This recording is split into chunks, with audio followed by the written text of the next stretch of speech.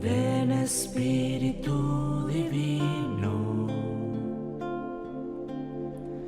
manda tu luz desde el cielo, Padre amoroso del pobre, dona en tus dones espléndidos. Hola hermanos, el día de hoy, 21 de mayo del 2023, pues les cuento, Domingo de la Ascensión. Ya sé que no hay Domingo de la Ascensión, o sea, lo que pasa es que pastoralmente en muchos lugares, aquí en esta provincia eclesiástica, pues se celebra la Ascensión el domingo después del día que correspondería, porque 40 días fue el jueves pasado. Pero para que pueda participar más gente de esta solemnidad tan hermosa, pues entonces se traslada al domingo. Así de sencillo, no hay que darle tanta vuelta al asunto, ¿no? Una semana nos queda para que se nos termine este tiempo de la Pascua. Van a haber repercusiones el día siguiente, de hecho, porque la fiesta no es fiesta, es memoria de Nuestra Señora, pues como Madre de la Iglesia, y de ahí Santísima Trinidad, y de ahí Corpus Christi, y de ahí Sagrado Corazón de Jesús. Claro, todas estas son, llamémosle, consecuencias, secuelas de la Pascua. Vamos a las lecturas, ya saben que el domingo me dedico directamente a las lecturas. Hechos de los Apóstoles, pues hombre, lógico, capítulo 1, versículos del 1 al 11. En mi primer libro, querido Teófilo, escribí acerca de todo lo que Jesús hizo y enseñó hasta el día en que ascendió al cielo, después de dar sus instrucciones por medio del Espíritu Santo a los apóstoles que había elegido. A ellos se les apareció después de la pasión, les dio numerosas pruebas de que estaba vivo y durante 40 días se dejó ver por ellos y les habló del reino de Dios. Un día, estando con ellos a la mesa, les mandó: no se alejen de Jerusalén, aguarden aquí a que se cumpla la promesa de mi Padre, de la que ya les he hablado. Juan bautizó con agua, dentro de pocos días ustedes serán bautizados con el Espíritu Santo. Los ahí reunidos le preguntaban: Señor, ¿ahora sí vas a restablecer la soberanía de Israel? Jesús les contestó: a ustedes no les toca conocer el tiempo y la hora que el Padre ha determinado con su autoridad. Pero cuando el Espíritu Santo descienda sobre ustedes, los llenará de fortaleza y serán mis testigos en Jerusalén, en toda Judea, en Samaria y hasta los últimos rincones de la tierra. Dicho esto, se fue elevando a la vista de ellos hasta que una nube lo ocultó a sus ojos. Mientras miraban fijamente al cielo viéndolo alejarse, se les presentaron dos hombres vestidos de blanco que les dijeron: Galileos, ¿qué hacen allí parados mirando al cielo? Ese mismo Jesús que los ha dejado para subir al cielo volverá como lo han visto alejarse. Palabra de Dios. Te alabamos, Señor. Bueno, este es un texto que tiene al menos 4 partes, ¿ok? La primera parte es la introducción, igual que ha ocurrido en el Evangelio de Lucas, dirigida a este Teófilo. No sabemos si realmente había un Teófilo por ahí, pero Teófilos es hijo de Dios, ¿no? Y se le explica en el primer libro, escribía acerca de todo lo que Jesús enseñó, lo que él hizo, hasta que ascendió al cielo. Entonces pone ya un límite del primer libro. Conoce bien la escuela lucana que el primer libro ha concluido así. Y después de dar instrucciones a sus discípulos y darles muchas muestras de que estaba vivo y que les habló del reino de Dios. Fíjense, interesante, ¿no? A eso se dedicó el Señor, a mostrarles que estaba vivo y a enseñarles, ¿de acuerdo?, cosas sobre el reino de Dios. Ahí termina la introducción. Luego viene una parte interesante, ¿no?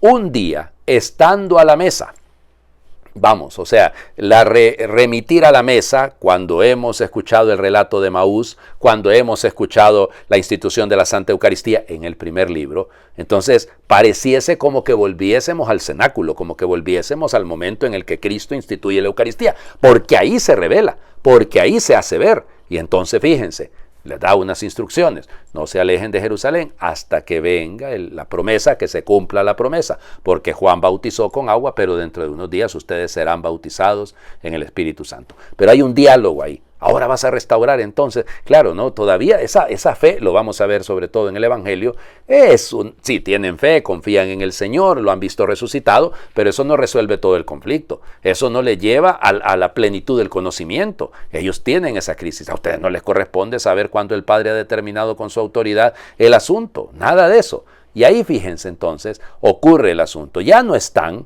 evidentemente, en el cenáculo. Perdón, pero entonces ¿cómo quedamos aquí? Porque habíamos dicho, el cenáculo por pensando en la mesa, ¿no? Pero pareciera entonces como que se eleva estando en la mesa. pero estaban afuera, ¿no? Están fuera de la ciudad. Normalmente, de hecho, la tradición dice que el Señor Jesús ascendió al cielo. De hecho, hay un lugar ahí en el Monte de los Olivos en el que se cuenta el lugar de la ascensión. ¿Y entonces en qué quedamos? ¿Ya? Esto sería la tercera parte. Entonces, dicho esto, fue ascendiendo. Lo vieron subir, ¿de acuerdo? Hasta que se les perdió en las nubes. Y viene, para mí, una cuarta parte. La reacción de los dos hombres vestidos de blanco, que parece remitir a la resurrección, porque en la resurrección hay dos hombres vestidos de blanco que les dicen a las mujeres, les dan las instrucciones a las mujeres. O sea que esto cierra para que comprendamos, así tal vez le vamos dando forma al asunto. El misterio de la ascensión no hay que desligarlo del misterio de la Pascua, y el misterio de la Pascua no hay que desligarlo de Pentecostés. Es decir, es el mismo misterio, es la misma realidad, se incluye completamente todo. Las instrucciones que el Señor Jesús da en ese momento son para los apóstoles claras. No se alejen de Jerusalén porque será ahí, probablemente en esa mesa, en ese mismo lugar donde el Espíritu va a venir. Porque Él se hace presente en la mesa, porque Él se revela en la mesa cuando invocamos al Espíritu Santo. Efesios, segunda lectura, capítulo 1, versículos del 17 al 23. Hermanos, pido al Dios de nuestro Señor Jesucristo, el Padre de la Gloria, que les conceda espíritu de sabiduría y de reflexión para conocerlo. Le pido que les ilumine la mente para que comprendan cuál es la esperanza que les da su llamamiento, cuán gloriosa y rica es la herencia que Dios da a los que son suyos, y cuál la extraordinaria grandeza de su poder para con nosotros, los que confiamos en Él por la eficacia de su fuerza poderosa.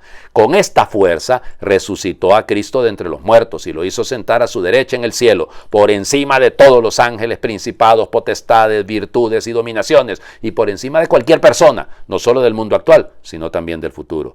Todo lo puso bajo sus pies, y a Él mismo lo constituyó cabeza suprema de la iglesia, que es su cuerpo, y la plenitud del que lo consuma todo en todo. Palabra de Dios, te alabamos, Señor.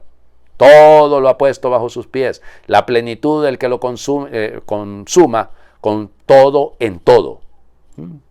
Consuma todo en todo, le da plenitud a todo, porque tiene el poder, porque tiene la fuerza, la dynamis, es el espíritu, ¿no? Pero el poder, la exusía, el poder, que tiene poder sobre todo, eso así se dice en griego, exusía. ¿Con qué? ¿Con qué autoridad? ¿Con qué poder? Expulsa a los demonios con el poder.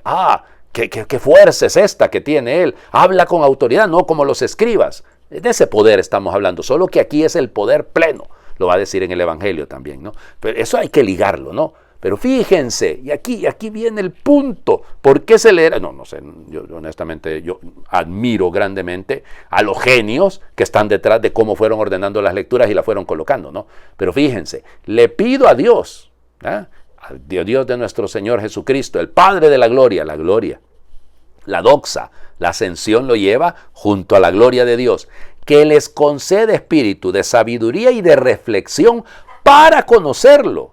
Claro, para identificarlo a Él, para poder encontrarnos con Él, se necesita el espíritu de la sabiduría. Piénsenlo, es uno de los dones del Espíritu. Y eso de reflexión huele a la inteligencia, otro don del Espíritu Santo. Le pido, dos peticiones las que hace Pablo, que les ilumine la mente, para que comprendan cuál es la esperanza de su llamamiento, de la vocación, cuán gloriosa y rica es la herencia que Dios da a los suyos, y cuál la extraordinaria grandeza de su poder para con nosotros. Son tres cosas. Que les ilumine la mente para que comprendan cuál es la esperanza, cuán gloriosa y rica es la herencia, y cuán grande es la grandeza, la extraordinaria grandeza de su poder. ¡Qué belleza! Pedir el Espíritu para esto, para que nos ilumine la mente. Pidámoslo durante esta semana. Señor, dame ese Espíritu Santo que me ilumine la mente para que yo pueda comprender la grandeza, tu poder, tu magnificencia, no para admirarla, quedándome con la boca abierta viendo al cielo, sino para seguir tus pasos. Vamos al Evangelio. Bellísimo. Acuérdense que estamos en el ciclo A. Entonces se lee Mateo 28, versículo 16 al 20.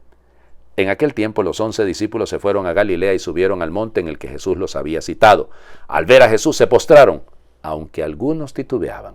Entonces Jesús se acercó a ellos y les dijo: me ha sido dado todo poder en el cielo y en la tierra. Vayan pues y enseñen a todas las naciones, bautizándolas en el nombre del Padre y del Hijo y del Espíritu Santo, y enseñándolas a cumplir todo cuanto yo les he mandado. Y sepan que yo estaré con ustedes todos los días hasta el fin del mundo. Palabra del Señor. Gloria a ti, Señor Jesús. ¿Ya me entendieron?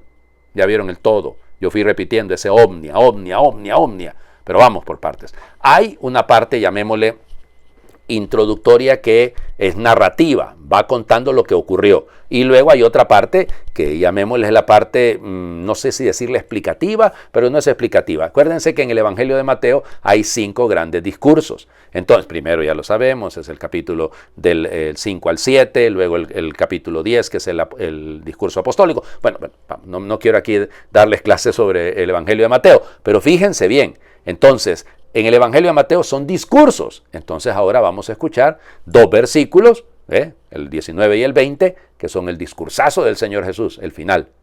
Pero todo comienza, fueron a Galilea. En el Evangelio de Mateo no hay apariciones del resucitado, no, solo a las mujeres, que les dice: vayan y digan a mis hermanos. Es bien interesante eso, ¿no? A mis hermanos. Nunca les había dicho hermanos, nunca los había llamado hermanos. Ahí los llama hermanos. Y esto es bello, ¿no? Y les dice que vayan a Galilea. A las mujeres no les dijeron dónde era el punto de reunión. Los 11 lo sabían. Yo que siempre que escucho esto, llega al monte. Hombre, y es que no se puede aparecer el Señor en una parte allí bajita, hombre, en un llano. Tiene que ser siempre en una montaña.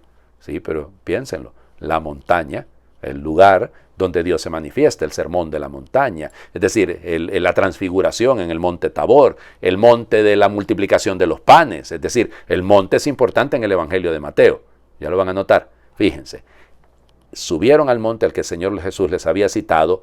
Al ver a Jesús, acuérdense de lo que hemos escuchado en la primera lectura, al ver a Jesús se postraron, ¿ya? Este verbo, proskinezeo, se dice en griego, ponerse de rodillas, pero postrarse en actitud de adoración, aunque algunos dudaban. Fíjense, es que no oculta Mateo que incluso nosotros, postrados delante del Señor, nos cuesta.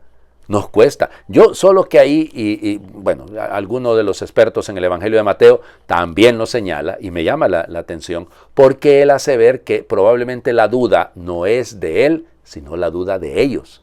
No es por si Jesús ha resucitado, por si Él tiene el poder, no, es la duda que ellos sienten, porque acuérdense que ellos han fracasado, pues, ellos negaron al Maestro, y entonces, claro, tienen miedo, pues, hay una duda ahí, pero fíjense, se postraron. ¿Cómo comenzó todo? Piénsenlo, ¿cuál es el primer monte que aparece en el Evangelio de Mateo? El monte de las tentaciones, el monte en el que el diablo le enseña todos los reinos y le dice: todo esto es mío, si te postras yo te lo doy. Jesús no se postró, pero los apóstoles sí se postran delante de él, porque él sí es Dios. El diablo, que se vaya al diablo. Fíjense lo que sigue, ¿ok? Ahí viene la parte discursiva. Jesús se acercó a ellos. Qué bello esto, qué bello esto. Ustedes que me fallaron, vengan para acá que ya van a ver lo que les va a pasar. Castíganlos por haber dudado. Se acerca, esa cercanía, es esa kenosis, ese abajamiento, entra en el proceso, baja pero vuelve a subir, que es lo que hemos escuchado en la primera lectura. Me ha sido dado todo poder, toda exusía, todo poder, toda fuerza me ha sido dado, en el cielo y en la tierra. ¿Se acuerdan? Así, Padre, te ha parecido bien. Padre que tiene todo poder en el cielo y en la tierra, pero que le ha revelado estas cosas a la gente sencilla. Lo ha dicho en el mismo Evangelio de Mateo, ¿no? Fíjense lo que dice. Entonces son 3 cosas, pero noten la fuerza. Vayan pues y enseñen a todas las naciones. Hagan discípulos. Eso es lo que dice. De hecho, el verbo es eso. El verbo es discipular. Hagan discípulos, porque el discípulo lo que tiene que hacer es discípulos, porque es discípulo. O sea, el discípulo no deja de ser nunca discípulo, pero ayuda a otros a llegar a ser discípulos, bautizándolas. Fíjense, lo primero, la misión, la evangelización, luego los sacramentos, la sacramentalización en la iglesia, bautizándoles en el nombre del Padre y del Hijo y del Espíritu Santo. Pero si son 3 nombres, Padre, Hijo y... No, es uno solo, en el nombre del Padre, del Hijo y del Espíritu Santo. Solo aquí en el Evangelio de Mateo está así de claro, ¿no? Y enseñándoles a cumplir Todo lo que... Yo soy católico, padre, pero discúlpeme, mire, yo sí creo que en algunos casos es conviene lo del aborto, padre. Es que mire, una violación de una muchachita. No. Todo. Enseñarlo todo. Aquí no se trata de a media, ¿verdad? Tarifado. Yo creo en esto, pero en aquello no creo. Y entonces, pero soy católico a mi manera. El que es católico a su manera no es católico. Así de claro. Entonces, y fíjense, y esto es importante, ¿no? Y sepan que yo estoy con ustedes todos los días hasta el fin del mundo. Es todo. Todo o nada. O el seguimiento del Señor. Y por el tiempo. Hagamos oración. Gracias, Señor, por haberte hecho niño en Belén, por ser como uno de nosotros, por hablar nuestro mismo idioma, por comprendernos y amarnos. Gracias, Señor, por consolarnos en las penas, por andar por nuestros caminos, por haber bajado desde el cielo. Gracias, Señor, por curar a tantos enfermos, por los milagros que has realizado, por llorar con nosotros, por alegrarte en nuestras fiestas.